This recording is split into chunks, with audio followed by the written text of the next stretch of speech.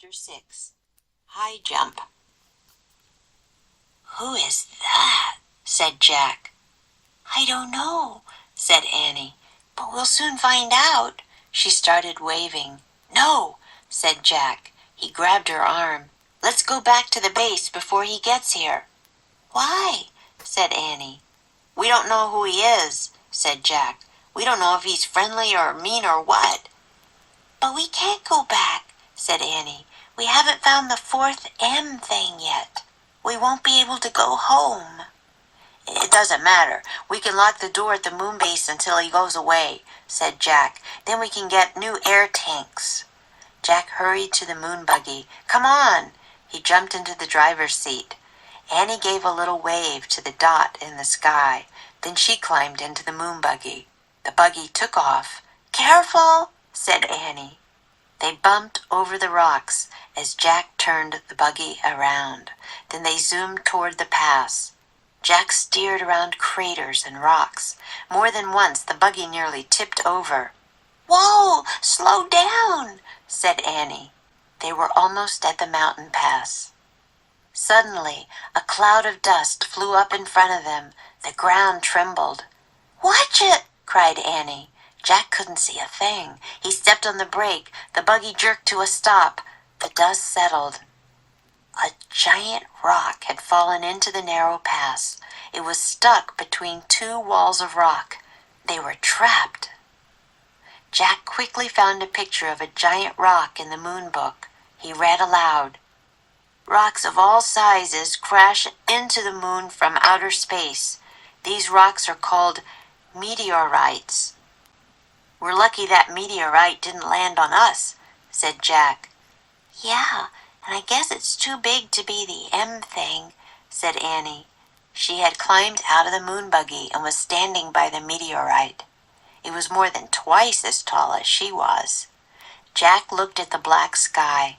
The flying thing was nowhere in sight. Yet. "We'll have to jump over it," Annie said. "Jump? I don't think so," said Jack. "It's too high." "I'm going to try anyway," said Annie.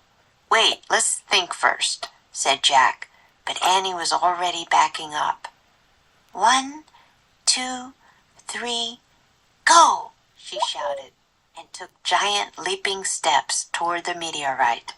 When Annie got close to the rock, she pushed off the ground. Then she flew through space and disappeared behind the meteorite. "Annie!" Jack called. There was no answer. "Oh, brother," Jack said. He backed up and took off toward the rock. He jumped as high as he could. Then he was flying through space. Jack hit the ground and fell face down into the dust. Jack tried to stand, but his suit was too bulky. He tried to roll over, but his suit made even that impossible. "Oh, no," he groaned. "Not again." "Are you here?" asked Annie. "Did you make it?" "Yes." Jack was relieved to hear her voice, but he couldn't turn his head to see her. He could only hear her over the radio.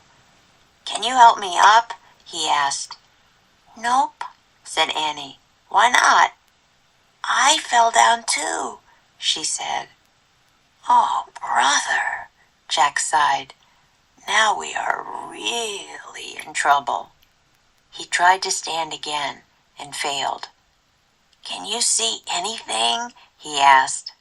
"Just the sky," said Annie. "Wow, is it weird?" "I'm worried about our air tanks," said Jack. "I feel like it's been 2 hours." "Jack," said Annie. "And what about that moon man?" said Jack. "Where did he go to?" "Jack," whispered Annie. "What?" "He's here," she said. "The moon man is here." "What?" "He's standing above me."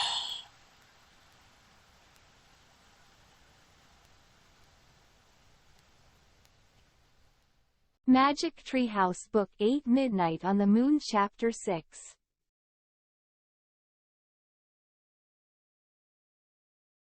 Or what? We don't know if he's friendly or mean or what.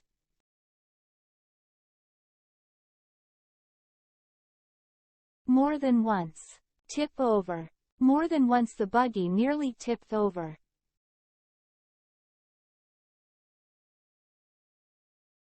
Crash into the moon. Rocks of all sizes crash into the moon from outer space.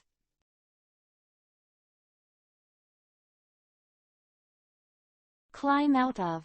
She climbed out of the moon buggy and was standing by the meteorite.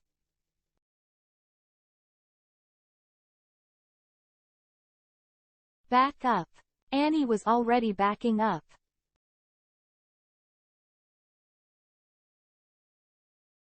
Roll over. He tried to roll over.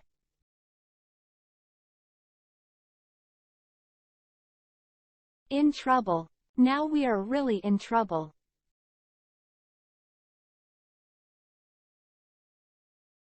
Practice makes perfect.